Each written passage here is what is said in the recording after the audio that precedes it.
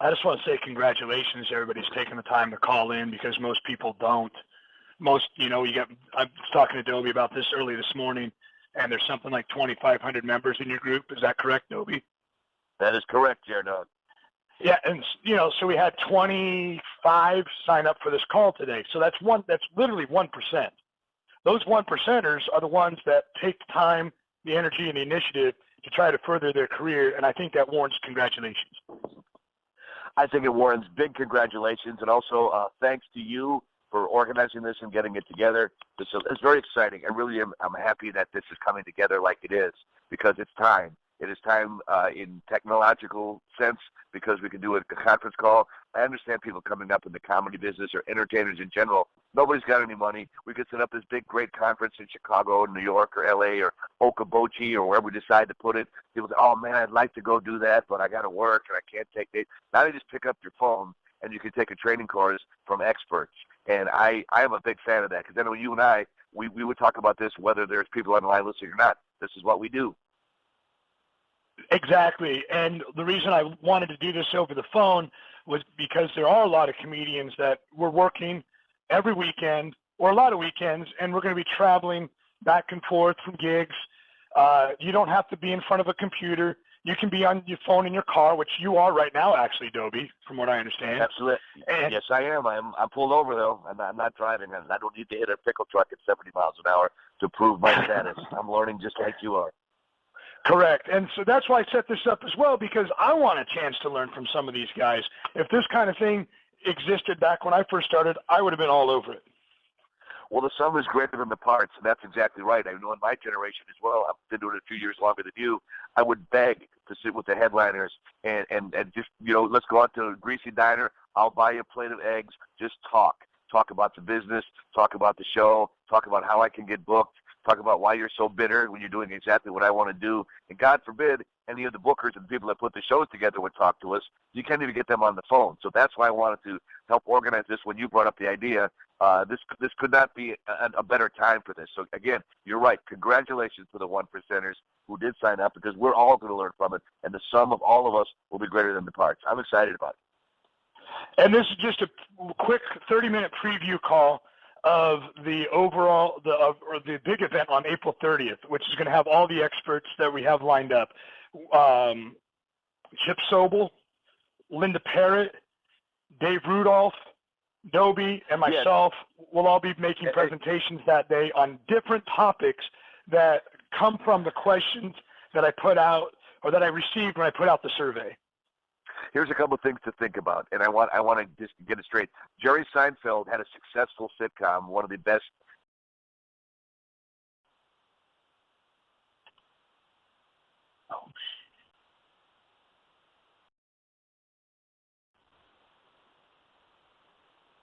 Are you there?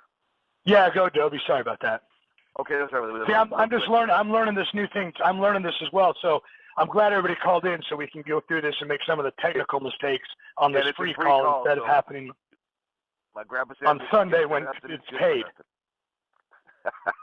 What you get for nothing is good for nothing. We're going to give you more than that today. So the thing is, Jerry Seinfeld had one of the all-time classic sitcoms because he surrounded himself with experts. He wasn't an actor; he was a comedian. And Larry David was a writer, and all the people that were on the show. You never heard of those people before Seinfeld came. And people say, well, who are Dave Rudolph and Linda Parrott and Chip Sobel and all those people? Well, Dave Rudolph has been in the business 40 years. He's a musician, but he does comedy music. He knows business back and forth. Before I even knew you, JerDog, he's approached me to put one of these things together. So him alone is worth the price of admission. Linda Parrott, who, if you don't know, her father, Gene Parrott, was Bob Hope's head writer for more than 20 years. And Linda is a writer in her own right. She can go not only from the comedy side. We're not going to be talking about comedy, though. This is the business side. She's seen her dad. She's seen big gigs. Bob Hope's filling stadiums for $100,000. She sees what goes on behind that.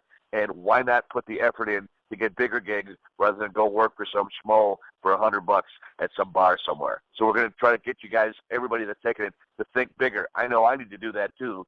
And finally, Chip Sobel is with TSM out of Louisville, Kentucky. His brother Tom and him have been in business booking clubs, which a lot of the comedians are going to be working, those kind of places, probably 35, 40 years as well.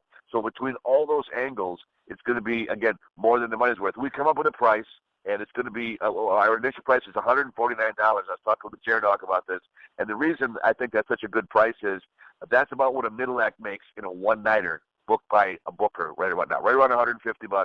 And if you can't sacrifice one night, one gig to launch your career ahead 5 to 10 steps, then I hate to say it, we don't want you on the call.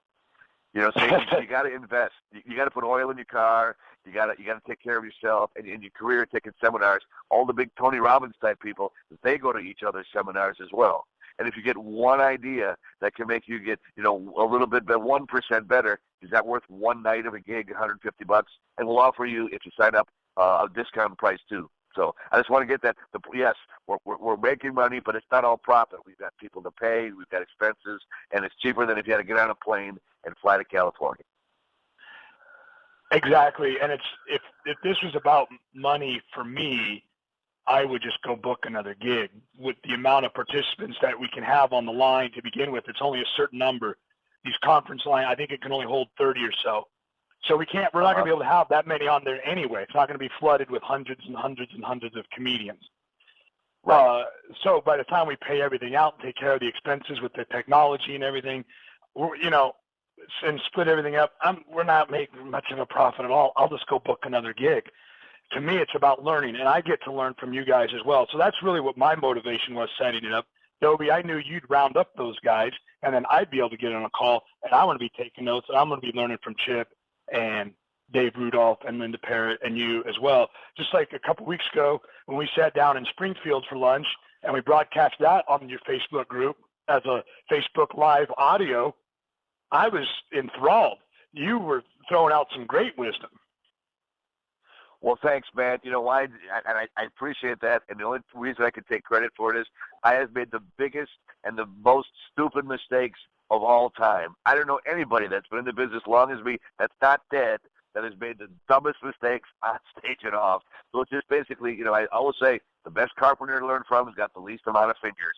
He sawed them off, man. How do I not do that? And I appreciate that compliment, but I think it's a matter of persistence. And there are a lot of things in all businesses that you have to learn, and the mistakes that you make, if it doesn't kill you, it does make you stronger. The bad part is it takes longer to recover. It takes years to recover. You can't get there fast, but the fastest way possible, I think, is learning from the experts what to do, what not to do. It's so stupid and egotistical to think, well, I can figure this out myself. But I find that permeated with the younger generation of comics. I know I sound like an old fart. You damn kids, get off my lawn.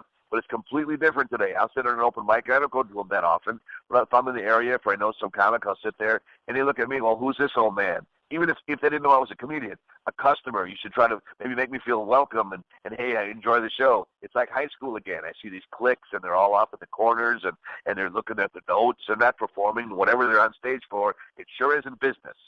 It's not much of a show either, but I don't see a lot of business there. I think we can change that. We got to plant that seed. This is a business. It is. And if you want to do it for any amount of time and you want to stay off of mopping floors and whatever you're doing, you got to have some business savvy. And I don't necessarily have it. JerDog, you did. That's what I really like about you. When we first hooked up and said, you always thought this way, and much respect. You've carved out your own niche. I know it hasn't been easy, but it's you got more respect than you know from people because this is not an easy thing to do. No, it's not. But it can be done. I think one of the myths and misconceptions in show business is that you just have to go out and do your best possible effort and try your hardest, and the cream will rise to the top. And if you just keep at it and just keep working hard, then someday your ship is going to come in and you're going to be launched to fame and fortune and everything that comes with it. But that's not really the truth. Even if you look at what fairy tale book is that printed in? Because we've got to burn that book. It's like a financial advisor telling you, you know what, if you want to secure your retirement and make millions, the best thing to do is go play scratch off tickets. Right. You might hit the jackpot. That's my best advice. That's typically, it seems to me, and I could be misinterpreting. My judgment could be off on this, but it seems to me like most performers coming up, really believe that they're just going to go through the system, and maybe someday, if they're lucky enough and if they're good enough and if they're in the right time in the right place, they'll get their big break, and that'll take care of everything. So in the meantime, we'll just keep scrounging around and just doing whatever gigs come our way and just hope for the best. And what I think and what I've developed over time was actually a system, a legitimate, repeatable system that you can do over and over and over again to essentially book as many gigs as you want. I typically book about 100 to 150 a year. I have since 2001. That's about the bandwidth that I have, so I can be at home half the week. I go on the road on the weekends, and then I've also got, my wife and kids at home. So I have to create balance. Otherwise, if I really wanted to, I could probably book even more than that. It's not easy, but it's simple. Does that make sense? No, it does. It does. Cure cancer, simple. Date a lot of people at once, simple, not easy. World peace, simple, not easy. I get it. Yes. You got to put in the work, and I think it's important to develop a system, and that's what I'm going to go over on April 30th, is the actual system that I use to book as many gigs as I need to throughout the year. And what I've noticed through the questions that we got when I put out the survey is that seems to be what most people are looking for. They're looking for ways to get more and bigger, better paying gigs. So I get questions like, how do I submit material for consideration to television, magazines, etc.? What opportunities are there online to contribute content that I could be paid for? Those are good questions about delivering content to build a following. There are also questions that came in about what marketing strategy approach do you take? That's an excellent question. It's very business focused, and that's what I'm trying to accomplish with this series of calls that leads up to the telesummit on April 30th. One thing I think, too, that we have to add on to it, people say, it's a legitimate question, when am I ready for television? Make sure you're ready to be on television. People say, well, I've got 15 minutes of great material. I should be on the Tonight Show tomorrow. Okay, even if you got on the Tonight Show or Last Comic Standing, if that's even on anymore, or America's Got Talent or America's Got Cheeseburgers, whatever the name of this current show, the hip hot show is, if you got on tomorrow and you won it, and your 15 minutes, you got on 3 times, you did 5-minute sets, and you won it, would you be able to go out and maximize that financially and do a tour of headlining? You got to pay your dues. There's a line of people that's a lot longer than most people think when you get in, because you see your scene in your town, in your club. And even if you live in a big city, okay, there's maybe, I don't know, a couple hundred or a few hundred comics in there, and I got to be better than them. Well, there are thousands of aspiring comedians today in all cities, in all towns, and they all think they have the hot 5 minutes. How are you gonna break through? You are an individual product. You have to start looking at yourself as a product, not just a comedian up there spouting off angst because daddy didn't love you or the cute cheerleader didn't date you in high school, and the anger and angst. It's a business, and the people that are going to pay you consistently have to know what you do and who you are. And I so stress the things up to putting your product together. That's not what we're going to be talking about, though. That's what's fun. I know Bill Gorgo's on the call. Good morning, Bill. I'm thrilled you're here. Bill and I sit and talk about comedy things whenever we're together. Bill is a great teacher. I love him. He's funny off stage. We don't really talk about business. And that's when I get together with JerDog, we don't talk about comedy. We talk about business. I know I'm terrible at it. I like talking about business with Bill because he's a good cook and we hang out at good restaurants. JerDog, I like talking to him and hanging out, but I let you take the lead because I admit that I'm not naturally good at it. JerDog, you made yourself good at it because out of necessity. Now, one thing Dave Rudolph talked about, I just talked to him a few days ago, and he said he didn't want to be good at recording music and rights, and we're going to talk about that too, protecting your acts, your rights, putting together something for airplay and then getting royalties and owning your masters and things like that. Those are things that no comedian ever thinks about. You go to an open mic, hey, I'll tell some jokes, I'll get some free beers, maybe I'll get to date one of the waitresses. That's how you start out, but there's a whole lot more to that I sure never thought about. And as you're coming up and hopefully dating waitresses and learning your craft, you're also building a business sense. So when you do start getting out there on the road, there's about 100 times more competition out there today than there was back in the glory days. You always hear old guys like me saying, oh, you should have been around in the 80s. It was great. Yeah, it was great, but that's over now. There's a brand new time. There needs to be a brand new strategy. And I think I'm one of the few guys that I know that was willing to change. You know, a lot of the guys in my generation are really, really, really good performers, and they're still working in hell holes and honky-tonks and smoke-filled fornicatoriums only because their business savvy did not take them any higher. They've got a glass ceiling that they won't go higher. And we want to bust through that with a vengeance and get everybody not only becoming better comics, that's in later seminars, but better business people to make comedy as a whole look better. Correct. And it's one of the common strategies that comedians use to get gigs is they email out their avails. Mm-hmm. Now, back in your time, there wasn't email when you first started out. So what did you do in the 80s to get gigs? Did you send avails? Did you fax them? Did you? Go ahead. You had a homing pigeon. No, seriously, what you did was you would call, and then a funnel, the John Yoders in Michigan, and the Tom Sobels in Kentucky, and the Punchlines in Atlanta, and the Brad Greenbergs in North Carolina. There was maybe 10 or 12 big bookers around the country, and they had so much work. Most of them had between 15 and 30 or 40 weeks of work. Some one-nighters are put together. There was too much work and too few comedians, if you can imagine that. That's really how it was. And it was like a radio station contest. You'd call in, and every month, this is hard to believe, my two biggest bills every month would be my rent and my phone bill.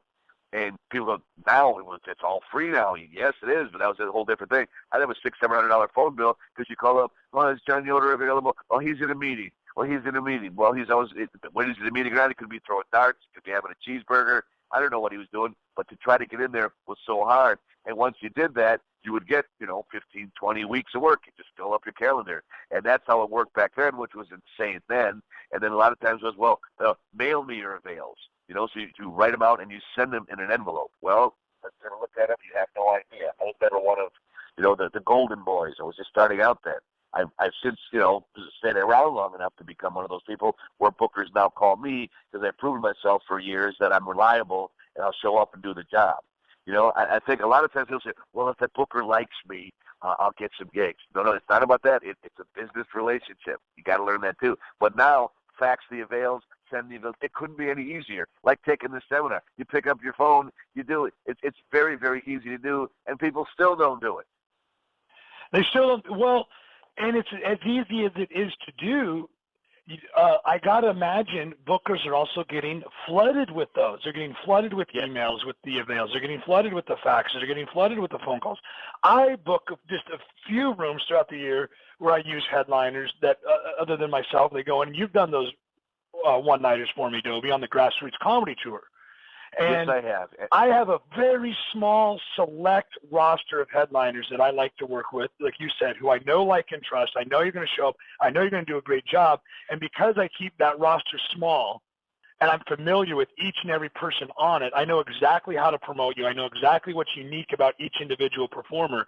So I can sell those people to a venue, on a poster, on a website, whatever it is. I got to imagine these bookers, they're getting, I still get flooded with calls. I don't even have that much work available for other comedians. I'm mostly booking myself and the shows that I produce.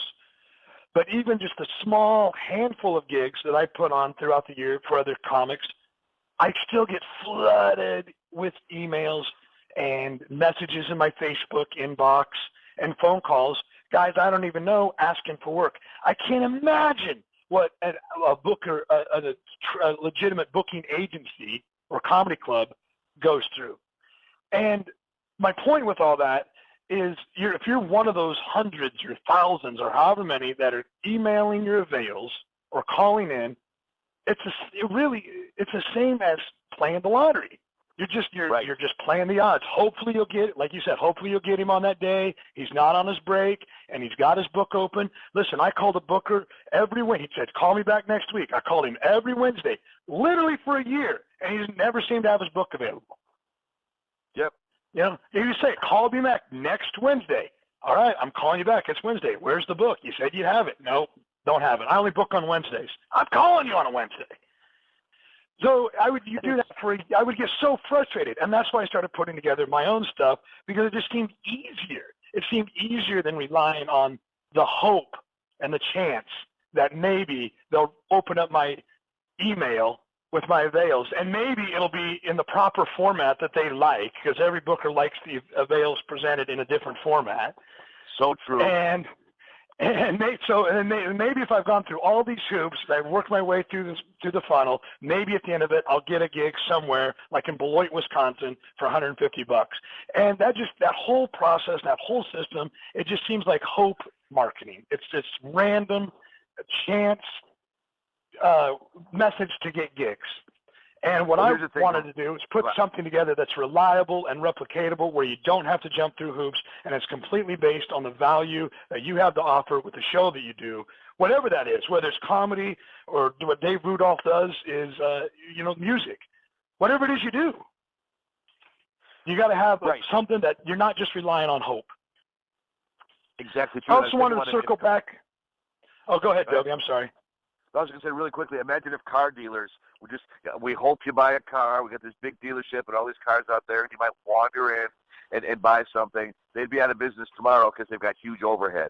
As a comedian, we don't necessarily have the huge overhead, and I think that's a lot of times why people, delude themselves into thinking, well, I can hang with this, and I can do it. Here's some things. If you don't take the seminar, this is 2 facts that will take you to your grave. The sooner you learn them, the better. Number one, the people that pick talent in any form of entertainment business are not necessarily competent. Okay, that's really how you assume, well, it's got a booking agency and they got a website and they've been doing it for years. They must know what they're doing. Wrong. Elvis Presley was rejected at the Grand Ole Opry. He still did pretty well after that, didn't he? The Beatles were rejected from almost every record company that they had, and when they did get signed, it was like a novelty record company. It was like a joke that they got signed. There's stories over and over and over again of these talented people that weren't picked by the quote-unquote gatekeepers, the ones that are supposed to know that. So, number one, if you know that, you don't have to be antagonistic to these people, but if you believe in yourself and you know that you got something to offer, chances are there's something in there and there's room for you. It's up to you to find that. No one can take better care of you than you. So if you got a gig that I'm not saying, JerDogs got some gigs that, no offense, I'm sure there are things that went wrong and you're the booker and the contact, if maybe the sound was bad, but you're working for yourself. It's a whole lot easier and better and more stable and secure if you're booking a gig for you, rather than, like JerDogs said, hope for somebody's going to, I'll wander to my computer and pick out your avails and send you to these wonderful gigs in Hawaii where they pay you in gold doubloons and feed you shrimp. And those gigs just don't exist. You know what I'm saying? People all say, well, I'm going to get on that gravy train and on the circuit. They'll say, are you on the comedy circuit? There is no circuit. There will never be a circuit. You get booked where you get booked. As I was coming up, people always say, man, you got the worst routing of anybody I know. I'd be in Houston one week, and Minneapolis the next, and Mississippi the week after that, and Pennsylvania the next. Well, that's where the work was. And it's going to be that way. There's not like, you just get in there and you work. It works itself out, and you get $1 million, and that just doesn't exist. And the sooner you can get that polish off of that delusion and illusion, the sooner you say, let's go to work, let's book stuff for ourselves, and improve as a business person, along with improving as a comedian. At the same time, you can do that. If you're just like a bodybuilder. I got a buddy that's a bodybuilder. He said 90% of bodybuilders just work on their arms. They're pumping in arms, and they want the chicks to see them in the bar, and they got legs like toothpicks, and they never win the contest because you have to be symmetrical. I think as an entertainer, not just a comedian, musician, actor, ventriloquist, speaker, and we have a lot of different people in the group that are not just stand-up comedians, you have to be symmetrical, and as close to 50% business and 50% show as possible. I am, probably 90-10. I'm getting a lot better, but the first few years, that's why I love Bill Gorgo. Bill's the same way, and he'll admit it. We talked about that. So we love talking about the comedy. That's the fun part of it. Yeah, the shows, that's not fun. Let that work out by itself. You know what? It doesn't work out by itself. You have to do it. Sorry for that rant, but I thought that was very important to share because most people don't realize. I didn't realize it until way too late. When did you realize that? When I saw myself, I was starting to get. I started, just to put it in perspective for some people with their age. Some people start comedy later, and that's just how it is. I started I was 19 years old, and I had a try with the Kansas City Royals as a pitcher, baseball pitcher, and I didn't make it. and that's about the right age to get seen as a pitcher. And I'm thinking, okay, well, that's not going to happen. I just kind of drifted into comedy, and I happened to be 19, 20 when I was coming up. Well, some people start young, but a lot of people don't. So I was full-time by 22, 23 years old. I was out working all over the place. And it got to the point when I was maybe 29 or 30, I was headlining pretty much everywhere. You know, I was starting to, 90% of my gigs were booked. I would be a closer. So when I started closing for a few years, I would see people come up the ranks and that were less time than me, and they would get more money and better gigs. And I looked at that and said, well, why am I not getting those gigs? And I'm not a social person. I don't hang out. I don't do drugs. I don't drink. And there's no right or wrong. It's just you are who you are. And a lot of times the social aspect of it, even if you don't hang out, it's just a matter of sending a thank you card. You know, keeping yourself in front of people, doing social things that put you, because the bookers, they're human. They can't remember everybody. You got to be in their face if they've got work. And these are things in any business that, you know, schmoozing is part of the business. I mean, you look at my buddies in the trucking business, and he said, you know, I got to take the client out for champagne and steak dinners and stuff. I wouldn't eat like that normally, but we got to schmooze them to get to business. And I think I learned when people started passing me up that, boy, I'm doing something wrong here because my act is 10 times ahead of them, but they're getting the good gigs. And that really upset me, so I decided to change. Gotcha. And thanks for giving us that answer. I had another question for you. You mentioned earlier about how guys will think that as soon as they get on television a couple times, that's their big break, and they're going to go on to big things after that, major success. You did the Craig Ferguson show, and we talked about this in Springfield a few weeks ago, and you mentioned how when you weren't really ready for that. So you got your television opportunity, and I think that's something we could talk about as the process you went through and what you could have done better. Well, I will definitely talk about that, not in detail right now, but I think the most important point to take away is if you're listening to this and you think that, it is less true now than ever before. I mean, when I started out, Johnny Carson was just coming to an end, and Johnny Carson was the one you get on there, and all the bookers would watch, and you pretty much guaranteed yourself $50,000 to $100,000 of top A club bookings if you got on the Tonight Show with Johnny. Well, Johnny's been off for more than 20 years now, and there's so many more. It's diluted. The thing, I was on Craig Ferguson. We taped it in March. It aired in July. I went to a Chicago Cubs baseball game the following day, July 23rd. There were 40,000 people at Wrigley Field. Guess how many times I got recognized? 0. Not once. I'm not saying they're going to carry me off the field or, hey, didn't I see you somewhere? Not once. And I wear glasses off stage and I don't wear them on stage. It's not like I'm Clark Kent and they cannot say who I am. And here's something that everybody should read: Born Standing Up. It's Steve Martin's autobiography. He talked about getting on the Tonight Show with Johnny, and he said he was on probably 12 to 15 times before he started to get recognized on the street, and it was only, hey, didn't I see you, comedian? Didn't know his name, but they know they might have seen him on television. And he had a pretty striking look with his gray hair. I'm your garden variety white boy, honky. Just a guy. You know what I'm saying? And something like that has like a Carrot Top who's got a distinctive look, or a John Finette who is a big guy, or Louis Anderson or something like that, And JerDogs, you're a pretty normal-looking dude, man. No offense. And most of us are just garden variety people. So if you don't have a striking look that really stands out, you get on TV once. It took me years to get on that show one time for 5 minutes. Okay? Well, you got to keep going out all the time. Who do you remember? Flo from Progressive Insurance, because she's on TV 47 times a day. Is she a star? No, but she's on and in your face. There's so many. You would recognize her if you saw her. You would recognize her if you saw her, and you probably wouldn't recognize her out of costume.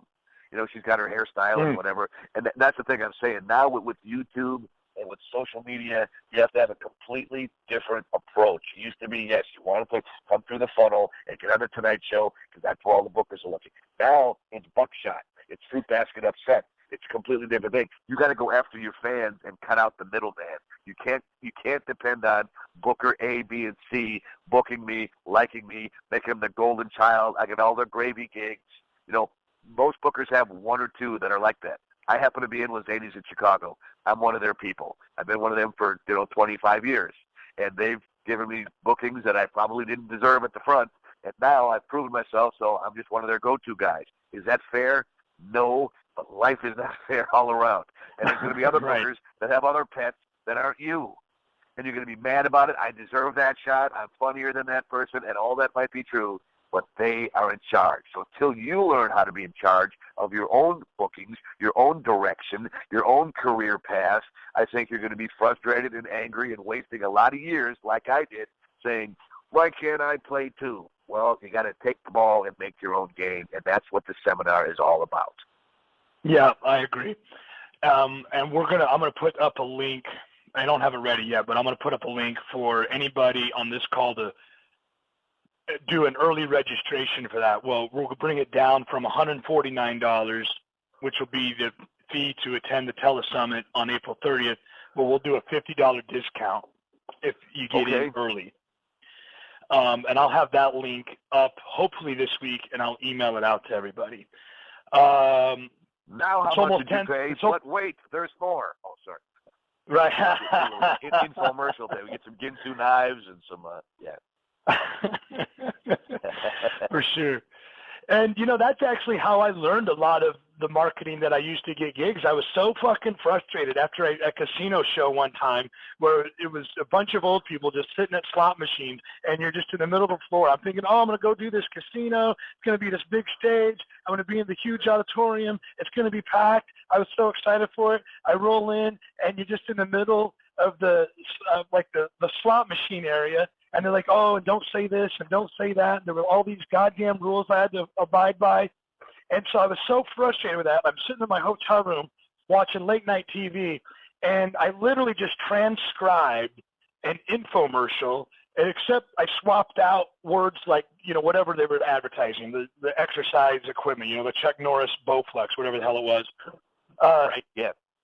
But instead of saying that, I just said, JerDogs comedy show. And I literally transcribed it just played all night long. So I just kept, writing things that sounded infomercial-like, but not as cheesy as what you'd see on a late night. And then I mailed that letter out to 100 clubs and bars. And sure enough, 5 or 6 called me back to do gigs. I just kept doing that over and over and over again. So when you bring up infomercial, actually that's the marketing that works the best. That's why they have late night infomercials that run over and over and over again. They weren't running over and over and over again if they weren't making money off of it. That is directly true. Yes. Hey, you want to take a few questions from the people that are on the line with us right now? We only have a few minutes left. I could turn on the Q&A queue. Here's what's going to happen. Everybody's been muted, but you might hear another mute announcement. Dobie, you'll be muted for just a second, and then I'll take you back off. Anybody that has a question, hit *6, and you'll be placed in the line. I don't know how many of you will have questions. Maybe it'll just be a couple of you. Maybe it'll be everybody. I don't know, but it'll be placed in line. And what I will do is I'm going to have to call you out by your number because I can't see the callers' names on here. So we'll go ahead and do that now. If you have a question, hit *6, and I'll call you out by your number, and just go ahead and ask your question. And I'm going to take Dobie off mute. Dobie, are you still on? Yes, I am still here. I hope someone is still left. We just didn't talk and everybody left. It's like, okay, I'm going to have breakfast. All right. Mad Mike. This is my friend Mad Mike from West Texas Productions. Go ahead. I'm here. So far, so good. Hey, Mad Mike. Hey, my question is, where is the sweet spot in hounding clients that you've worked with in the past that you have a good relationship with, so as not to seem too desperate or as not to come off as a used car salesman where every time you call them, now they don't want to talk to you or hear from you because they know all you're trying to do is sell them something? How often should you be in contact with existing clients? That is an excellent question. I thought on that. Go ahead, Dobie. You don't have to come up with an answer right now. It was just my question, and I know we're testing the system and everything, so. I appreciate that, Mad Mike. And I know you're not necessarily in the stand-up comedy business, but I think in my case, what I found, the people that aren't your your cherry cream ones. You talking about your A list? Is that what you're talking about? Yes, A, B, and C. I think for B and C list, a quarterly is plenty in this day and age. Like JerDogs said, every booker I know has got it piled up. What I like to do is send something out with a little quirk, a little gimmick. That I really deal sports cards, and not every booker, not every person is a sports fan. What I like to do is especially for guys. I'm not saying women can't collect baseball cards, but from age 9 till about 13 are the prime years for sports cards. If I can find out how old a booker is and where they're from and what their teams are, I buy collections all the time. So I put stuff in not that good a condition that I couldn't sell anywhere, and I put a little binder together of, okay, these are the person that you probably followed when you were a kid. And I'll put my business card in there and say, hey, you know what, I got these extra cards. I really think that you would like this. It probably cost me maybe $20 to put all together with the binder and the sheets and the cards and then to mail it out. And it's on their desk 99 times out of 100, and it's a gift. It's an investment that not everybody else has. If you can put something together that's just a little gift, maybe they like find something out about them, what they're a fan of. I thought you liked this, and it's not necessarily a bribe, or people call it kissing ass. I mean, it's something like, who doesn't like to get a token and a gift? And it's something that you like and that you follow. Maybe you follow monster movies. I don't know. Whatever it is, they're probably, chances are, going to put it out on their desk, and someone will see it. Well, where did you get that trinket, that bauble, that doodad? Oh, Mad Mike gave that to me. And then your name will come up, and you'll be fresh in there. So I find, rather than ask all the time when you contact, give them something unannounced. Hey, I happen to be in town. I got this. I thought you might like it. I did that once on accident. It worked so great that I do it now. You know, I go buy collections and put them together and give them to people all the time. That's just an example of something that I do. But I think don't just take all the time. Give something too. Yeah, that's a great answer, Dobie. And to emphasize what you're talking about, there's a good book out there by a guy named Gary Vaynerchuk. It's called Jab, Jab, Jab, Right Hook. And what he means by that is jab, jab, jab is give, give, give. You give content. You give whatever's of value. Like right now, what we're doing with this phone call, we're going to give out some value for free. And then later on April 30th, hope that people will spend $99 or $149, whatever it is, to attend our telesummit. Jab, Jab, Jab, Right Hook is the name of the book. It's by Gary Vaynerchuk, and that tells you how to approach your clients and your prospects with valuable content or gifts like Dobie's talking about, and maybe 3 out of 4 times you're not even asking for anything. You're not asking for a gig. You're not saying, hey, book me. You're not. So now you have the reputation of every time Mad Mike calls, he's going to have something funny, or he's going to have something cool, or he's going to have something we can use. And then every once in a while you throw in an offer, hey, we're going to be in your, I don't know, I mean, however you go about selling your shows, man,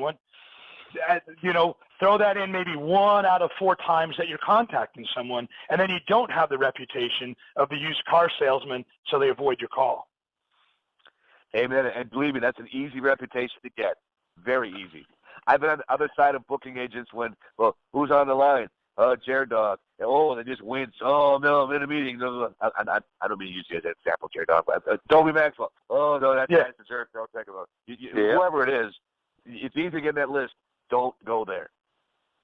And I'm going to tell you something else. As far as one of the questions we got in the survey is, how do I set myself apart from everybody else? Well, just the very few gigs that I book, that I put comedians on, the Grassroots Comedy Tour, all I ever get from guys that want to be a part of that is just, hey, when can you book me? Hey, you got anything for me? You got anything for me? All I ever fucking get is requests to be put on shows. If you want to set yourself apart from everybody else, stop doing that. Start sending out, hey, here's this cool little video I made. I'm not asking you for a gig. Hey, here's some information I thought you'd be interested in. I never get any of that stuff. And the first person that sends me shit like that is probably going to move their way up their list pretty goddamn quick. Sorry for all the cursing, but I'm getting excited about it now. Yeah. Hey, let's go to hey, Mike, did that help you out at all? Yeah, it was great. Thank you very much. Thanks, Mad Mike. Dobie, is there anything else you wanted to add? I would just like to add the diversity of the people that are that are in the group, the Maxwell method. I started that with, giving it away basically, because at that, when I started out like you, there's not enough people that helped me, and the few that did, I cherish them 30 years later, and I've been able to get them work over the years or do them a favor. I just did it because I thought it was the right thing to do. You and I would talk about business. If we didn't have anybody, Bill Gorgo and I would talk about the comedy, but I'm trying to be good at both. But it's fun. It's what we do. And I think that young comics coming up, if we can develop them into good habits, like you said this before we went on the broadcast here, that comedy will be better, gigs will be better, it'll be better all. We'll have a chance to make more money, and it'll be a better business all around. So we're giving back, but really we're planting trees that we'll never get shade from. That's a Chinese proverb. Plant trees you'll never get shade from, so let other people do it. But in reality, it's going to come back on us as well. So I couldn't be any more thrilled about it. Next week we'll try to get Linda Parrott in, and Dave Rudolph, and Chip Sobel, and we'll keep doing this until the 30th. Again, JerDogs offering $99. If you want to sign up, we'll have that within the week. Spend it. It's one night out of your career. I guarantee you'll get 10 times more than that. And if you don't, full money back guarantee, which no one has ever taken. I teach a class for 20 years. No one has ever asked for their money back. Not one. We got a couple more questions. You got a few more minutes, Dobie? I got a few minutes. Sure. Okay. 847-638-3020. Say your name and ask your question. 847-638-3020. This is Bob J. How you guys doing? Happy birthday, Bob J. Hey, thanks, Dub. Thanks, JerDogs. Appreciate it, man. Bob J is one of the most talented, not only comedians, but impressionists. He's based out of Chicago, and if you haven't seen him perform, he's one of the absolute best there is, and a super great guy. I'm delighted to have you here on your birthday, buddy. Thanks, brother. I appreciate that. Enjoying the show. Got some good pointers from both you guys. Good. You have a question? Yeah, my thing is, how do you build up the confidence in yourself where you feel like you want to go to one point and then you question, like, am I that good enough? Like you're at, even like when you're doing material, you see something, you have something funny in your head, and then you chicken out, you don't want to do it on stage, and you go, that's stupid. Yeah, I hear you, because I go through that a lot myself, and maybe there's something wrong with me, but any time that I think that I shouldn't do something, or that I'm uncomfortable with something, or that I shouldn't say something, or it might be stupid, that's the thing that I'm like, that's actually what I should probably be doing. I don't know if it's so much about having confidence, or if it's just my natural tendency to be rebellious and buck the system. So as much as that mindset works out for me, it also gets me into a lot of trouble. But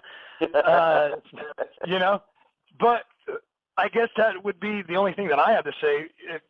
I don't know if that's confidence or if it's just not giving a shit. I don't know. Is that helpful at all? Here's my angle on it for whatever it's worth. And remember, you paid nothing for this call. But what I really look at this is, we're not really talking about comedy stuff in this particular angle. It's a business. And from a business angle, what I think in a situation, most comedians do not have a third party, a neutral party. I just hired a marketing person about maybe 6 months ago. And her name is Susie Austin, and hopefully she's going to be part of it on the 30th. And she's great at what she does. And she got my whole online social media presence. I mean, it's like a chiropractor. She just really revamped it in about 6 months. But she doesn't necessarily know comedy. And she has agreed to stay away from the comedy part of it, but she still puts stuff in there anyway. I think we have to have, I don't know what you call it, a manager, an agent, a business person that says, okay, what is Bob J, the product? Bob J, the product, is an excellent product, and sometimes we're all our worst enemies. Well, I should do this bit, and I don't know if I should. The crowd doesn't care about that. The crowd wants to like you. What is Bob J's product? Well, if I was marketing Bob J as a product, great impressions, funny guy, but the impressions are what you're kind of known for. So right. What you're having the doubts about, should I not do this, should I have that confidence, does that go with the product? What's going to sell? What has sold you for all these years? And I think we have to have someone that says it doesn't matter. Elvis talked about, excuse me, you need a strong opening and a strong closing. And what you do in the middle really doesn't matter. It doesn't. So the things that comedians, hem and haw about it, gee, I'd like to do that, and I wonder if it's a good bit. Nobody cares but us.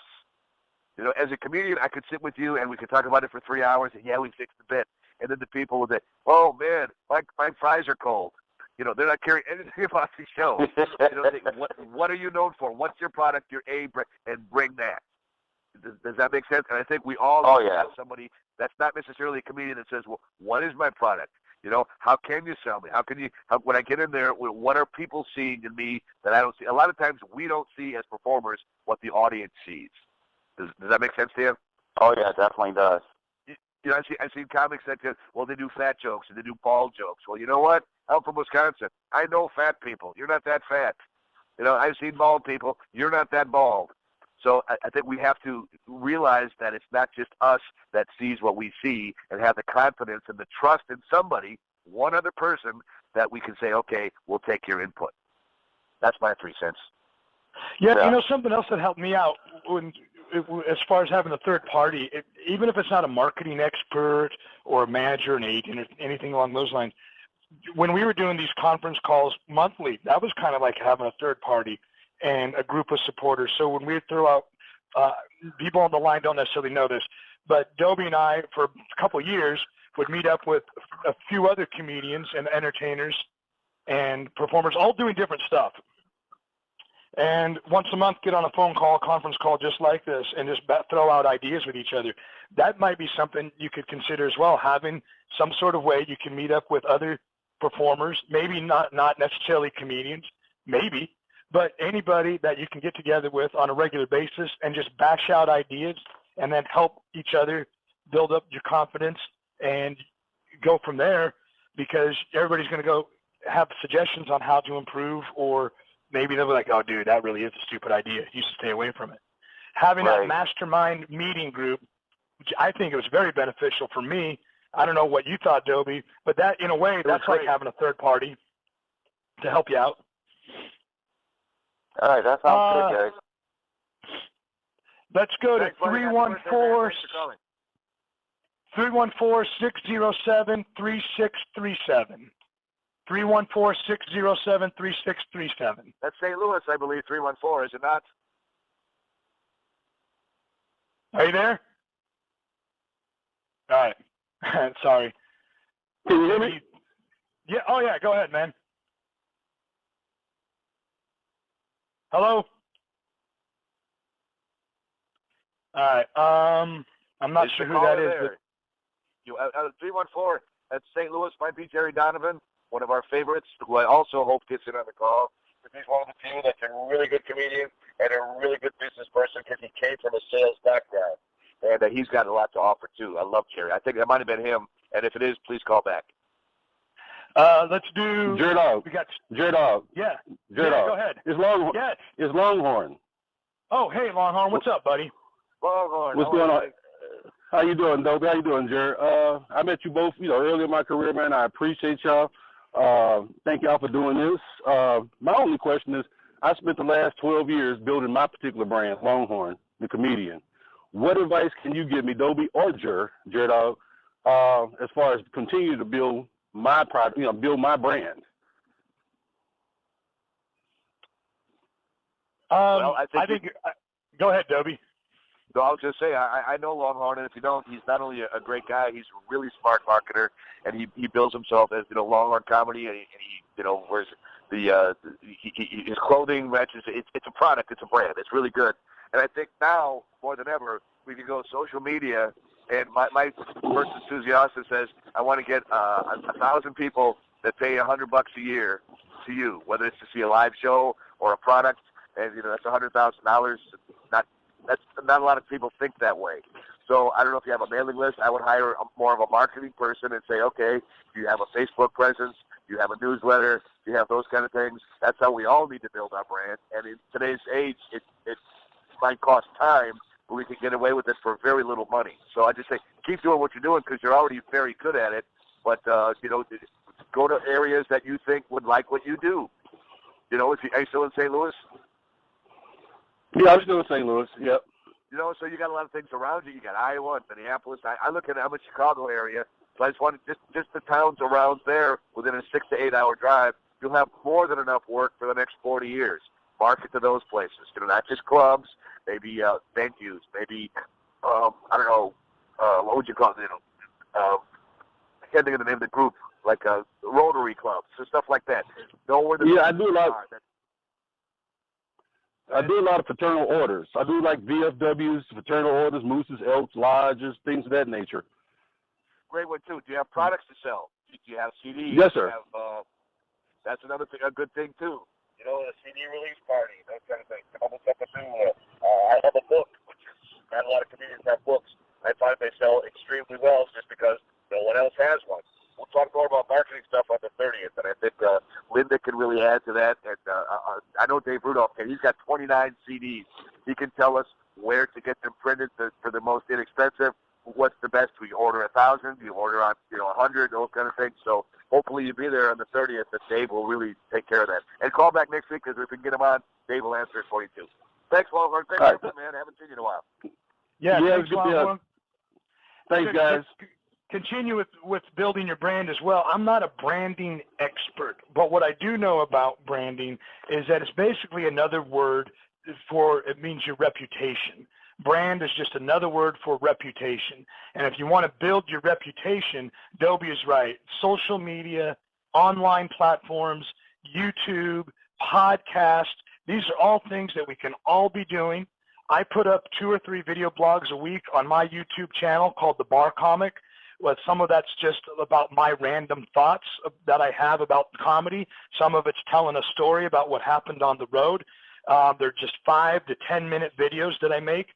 I pull clips out of the shows that I videotape. If something crazy happens, I throw them up on there. We can all be doing stuff like that. Whatever it is that you might have if you're naturally talented at just yakking forever, like Dobie is, you could be doing a podcast. There's so many online and social media platforms we could all be taking more advantage of, and that's a great way for anybody to build up their reputation, aka their brand. Here's another thing too to remember, and people said, well, why don't you do a podcast? And at first I said, well, you know what? Everybody in the grandma's got a podcast. I wasn't in on the ground floor. Why is anybody going to listen to me over anybody else? And that's a legitimate answer, I think. But then here's why you do that. You're putting nickels into your slot machine. And when you do hit, and you assume at some point that you will, someone will go to your stash, your site, he's got 37 podcasts recorded, and he's got 10 CDs, and he's got all this kind of stuff. Because I think a lot of times people say, well, no one's going to hear it. Why should I do it? You've got to keep doing it anyway, whether people are digging you or not, because when they do, you'll have a stash of work that people can go back on. I wrote a blog for 9 years. And I started out, what if I could do 30 days writing a page a day, what it's like to be a comedian? I did it for 9 straight years. And sometimes I would get behind a couple of days, but I always caught up. If someone said, okay, write 2,800 pages about your life, oh my God, that's a daunting task. How would I do that? Well, I did it once a day for 9 years, and now I have that. If someone wants to have it, not that anybody would want it, but I've got it. You see what I'm saying? Keep working. When the tide is in, the tide is out. Keep working on your brand. Very important. Thank you, gentlemen. I appreciate that. You're welcome, buddy. 231-944-8510. Are you there? That's Michigan, I believe. Yes, it is. Who is it? Who's calling from Michigan? This is Gary Langley from Michigan. How you guys doing? Hey, Gary, how are you, man? Good. Hey, guys, I'm a newbie. I've just been in just over 3 years. I've got a full-time job. I've got my own business on the side. I work 6 to 7 days a week, just doing what I do to pay the bills and keep the house over the head. What do I do? Because I love comedy. There's nothing like it. There's nothing I found like it. I learned at a young age, if you can make people laugh, they're not fighting. So that was just kind of my coping mechanism with everything. How do I maximize on my local area? Because for me to go outside of that, I'm taking vacation from work. I got to get somebody to fill in and all that jazz, but still pursue what I want to do in the comedy realm. Does that make sense? It does. Dobie. That's a tough spot to be in, Gary, and I think everybody has it at one time or another, especially when you're starting out and you don't have a lot of material, so you can't just, a lot of the same people have a chance to come back and see you, so you can't really ask your friends. I would say in a situation like that, you got to bite the bullet a little bit and go maybe not far away, but maybe an hour away or 2 hours away, and try to get a venue where nobody knows you. And sometimes that can be volunteering at places that aren't necessarily great traditional comedy venues. I mean, assisted living, or not the senior citizens, not the people are like 55, they're still active senior type places. A lot of times hospitals will have something for the staff. They'll have in the coffee break room, they'll have once a month you can do a comedy show, 15, 20 minutes. Things like that, you have to get creative what outlets can use. But I don't burn your A-list, your friends, your family. Hey, I'm going to be here. And that's hard if you live in a smaller place, which is the way it is. But if you want to do comedy badly enough, you'll find a way. And I know I'm not trying to blow you off, because I've had that situation myself. We all have to eat. We all have to live. And we can't always devote as much time as we can. But whatever time you can devote, make sure it's wise and have a plan. And if you don't know what the plan is, ask somebody in the group. Ask us. We'll help you. Right on. Beautiful. That helps a little bit. Gary, also, to add to that, if you can't travel too far out of your local area, one thing that you can do, and I'm going to go into more detail about this on April 30th when we have the full telesummit, and I'll go into my marketing system and my gig getting system. But one thing that you can do, Gary, is if you find a venue, or maybe a couple of venues in your driving range that's not going to take you too far from home to where you're going to have to take time off of work, and start promoting your own regular shows, whether it's once a month, once a week, whatever you can get the venue to do, and bring in headliners that you're the host of the show, you're the opener, you'll get a chance to do new material, you'll get a chance to build up your MC skills and your MC chops, and you're going to be networking with a lot of comedians, a lot of headliners that are going to come through. And if you take them out for lunch, like I did with Dobie a few weeks ago, you can sit there, you can pick their brain, they'll give you advice, and that's going to help you out as well. Try putting together your own local show that you promote, produce, and book and host, so then you build up your comedy chops, but you're also networking with headliners. And let me tell you something, if you want to get a headliner's attention, if you want to get a guy that's going to help you out, if you want to get a guy, the best networking is paying him. You say, I got a gig for you. That's going to get the guy up there, and you're going to get to spend time with him, and you're going to get in front of an audience, and you're going to learn promotion. You're going to make a lot of mistakes, but if you stick with it, you'll figure it all out, and that'll be a good launching pad. I think everybody could be doing something like that in their local area. There's a lot of good venues up here, like the Strader's venue that you came up to. I got to open for you that night. Exactly. City Opera House. There's a lot of good venues right here in town, and the local comedy scene is growing too. I'm just having trouble finding that time and making the most out of the time I do have. Where are you located, Gary? I'm right in Traverse City, Michigan. Traverse City. Okay, good. I thought you were in the UP. Because I would say I'm going right now in the car to the UP to do a charity gig for a pet shelter in Menominee, Michigan. I said if you were drivable, I would have put you up today. But sweet. I actually got to get in the car and go replace a couple radios today for a radio station over in Grayling. So, well, keep in contact, man. That's in Michigan. Has always been an area for comedy, and JerDog has some pearls for you. That's a great answer, JerDog. Thanks, man. Does that help you out, Gary? That does. Thank you so much. Thanks for. All right, Dobie, one more question. Gotcha. We got one more question, and then we're going to wrap this up. We've already gone almost an hour, which is twice the time we had allotted. We've given you double your money's worth.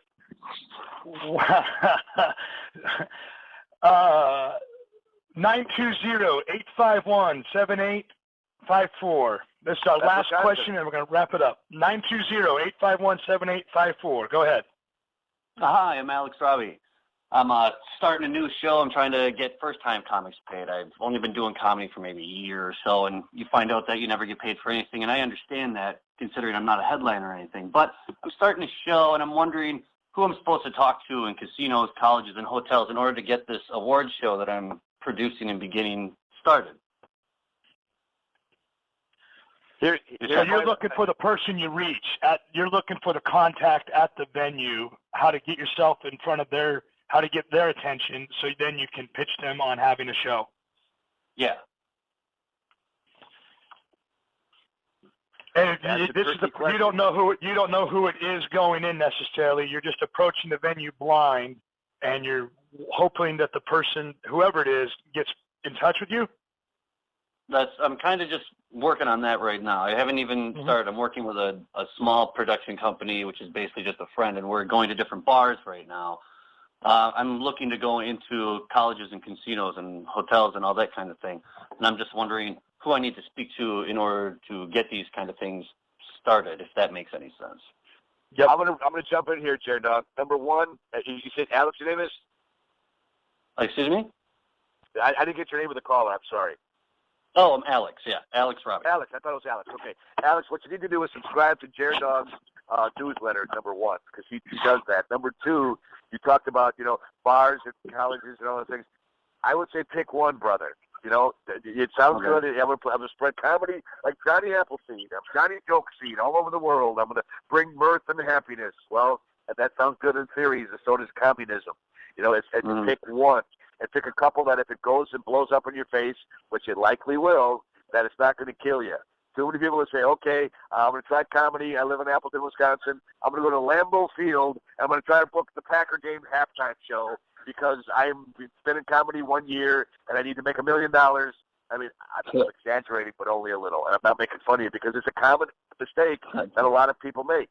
They want to blanket the area. I say get someone that's got some experience, that's willing to help you, and sit down and craft a well-done letter, which JerDog is excellent at, and I'd be willing to help you as well, and say, let's pick a couple of venues and have that person go in and tag along and see how we do it. You see what I'm saying? All right. Yeah. So we pick one venue that you have in mind. Greg Willett is a good guy. I don't know if he's listening. I'm going to work with Greg Willett today. He's an antique dealer. He's got social skills. He's a little bit older, and he's trying to do comedy. He's a guy that could go into a place and have some credibility. I'm not saying that you don't, but you're still new. You're still new in comedy. And to go into sales, that's something completely different. Have a mentor, someone that's new, that's not new, that you can go in there with that you trust and say, okay, this is how we do it. And then you review afterwards. What went right? What went wrong? Why did you do this? And that's the best way to learn. And do it at a gig. Again, if you do it and it totally blows up, it doesn't have any effect on your career. And I know that sounds like training wheels and, hey, old man, slow it down. That's the way to do it. So good luck. There's nothing wrong with that. Any way I can. That's a good idea. Huh? What was the last thing you said? I'm sorry. I didn't say anything, buddy. Oh, I thought I heard you say something at the very end. Excuse me. Anyway, okay, that sounds good. I'm actually in California right now. I moved from Wisconsin, which is and I got a couple people I can talk to. Hopefully, it'll work out. And I'm just trying to get this whole thing started, just to get people that are starting in comedy to actually be and want to stay in it. Because I see a lot of people coming in comedy and you disappear. That's our thing too. But JerDog said get someone that's experienced to go in with to help you both off stage and on stage. You're going to learn a lot of things quickly, and the people that have been around are going to get work, and your show will be a lot better too. If you're willing to share it with the group, let's come up with a letter together. Say, okay, this is my first draft, and then we'll tweak it a little bit. Say, okay, why don't you try this, maybe try that, and then see how it works so anybody else can learn the same thing. Because this is kudos to you for even having the guts to go out there and get new venues. This is a very, very good trait and a good quality. But if you're going to go out there and put through the effort, you want to do it right and get the best results. Much respect, man. Thanks, Alex. Excellent question. That was a good question, and I can't emphasize more. Like, I cannot emphasize strongly enough the point that Dobie made about picking one. Just pick one. Now, that doesn't mean, and I hear this all the time from comedians who I talk to about this. I go, pick one niche market. Whatever it is, it doesn't matter. Just pick one. Now, what they'll do is they go, oh, but my stuff is for everybody. My comedy is universal. Maybe. And I'm not saying just one and that's it. Like, you can only do bars for the rest of your life. You can go in one at a time. If you want to do casinos, for instance, approach the casino, just write a letter when you put your marketing out. You speak to the needs of the casino. You find out what those are. You don't talk so much about yourself and how great you are. You talk about how you're going to solve their problems, whatever their entertainment problem is at that casino. Focus on that. Don't put out stuff that's just generic, like, hey, look how great Alex is. No one gives a shit. They want to know how Alex is going to benefit them. And when you concentrate on that, you'll learn all the little idiosyncrasies. And you can capitalize on that. You talk about that. You solve those problems for them. Then once you're dominating in that niche, once you're dominating in casinos, for example, then you can move on to bars. Then you dominate that. Then you move on to casinos, and you can or colleges. Whatever it is, you dominate one at a time. Think of it as like legs on a table.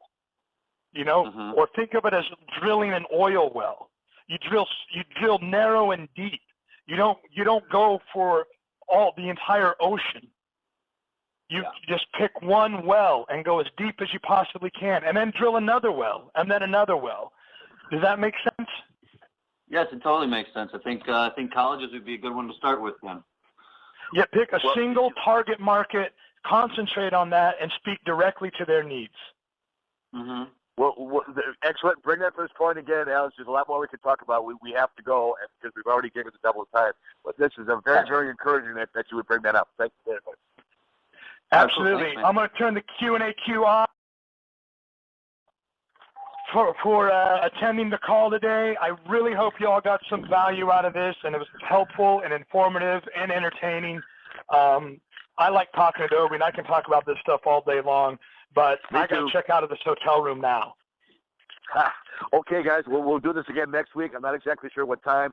JerDog and I will talk this whole week. We'll get a time down for the April 30th. We'll get a way down that you can pre-register for the discounted price.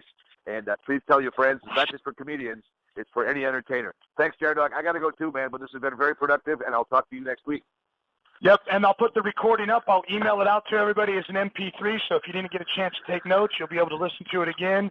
And we will put out the announcement when next week's call is, if you all want to do it. I think we're going to go over the common myths and mistakes and misconceptions that entertainers have. So we hope to see you then. Beautiful. Talk soon. All right. Bye, everybody.